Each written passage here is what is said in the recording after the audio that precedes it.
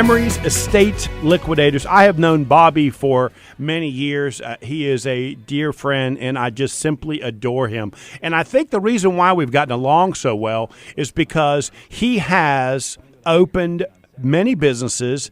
He has succeeded and failed in many of those same businesses. So we get it. I mean, Bobby gets the fact that success really is based on a set of expectations and interests in your life. And I've watched him do that. So Bobby, try and briefly, now don't go back to 1962, right? But just kind of tell people that are listening, how'd you get here? Kind of walk through your personal business history. That's a long one there. I said don't go back to 1962. Family business. We were self-employed. I've been self-employed since I was 17 years old. I just don't know any other way to live. I work, Right. I've tried working jobs, and I've always worked for myself, and I find things that I like to do. And this last business is something I like to do, and I enjoy helping seniors. And it evolved from being in the insurance business and meeting with seniors, so it's kind of worked that way today. So walk people through the different business that you have owned and the process of that. You don't have to bring them all, just a few. I kind of want family them to get business an idea. was a painting contracting business for 14 years, was 40 years operated. An insurance business, and also on a pawn shop, and the estate liquidation has just evolved from that. Right. So that's interesting, Bobby. I didn't know you were in the insurance business. Yeah, for about 14 years. Because I that worked helps. with Durham Life. Yeah, it helps a lot. And I also worked as a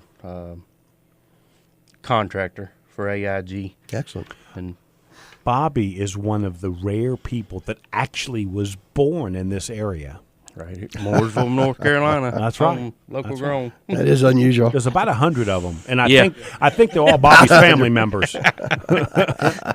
So Bobby, what is Memories Estate Liquidators? Talk a little bit about what it actually is. Memories Estate Liquidators is a local liquidation business. Also, we help seniors and other clients, or any client, there's 4 Ds in my business: death, downsizing, disability, and divorce. And I hate to put it that way, but that's the truth. But let me tell you something. Wayne loved that. You understand? Oh, I Wayne did. loved Oh, yeah, that. the 4 Ds. That Yeah. that Well, I'm a alliteration. C, and Alliteration. he's an I. So, Yeah. And it evolved into, we first started buying and selling them on our own, and it evolved into doing tag sales and estate sales, and we just feel we get a better market doing tag sales for our customers.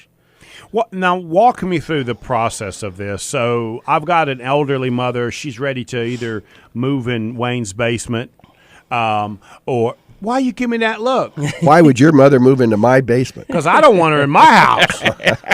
So my mom moves into his basement, right?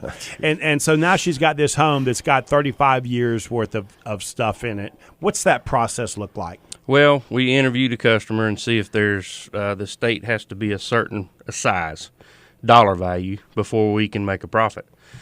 So we take a look at all the items based on what we see. And, with 20 years experience of buying and selling, I can look at a house. I can walk through a house and tell you in a matter of minutes if there's enough there for me to sell. So once we decide if there's enough there to sell and the client wants to use us, we come back, we set a time, we price everything, and then we start looking for valuables. We start organizing for items that they think are rare and worth a lot of money, and we find a market price for it, of what it's sold for, or we either have it appraised.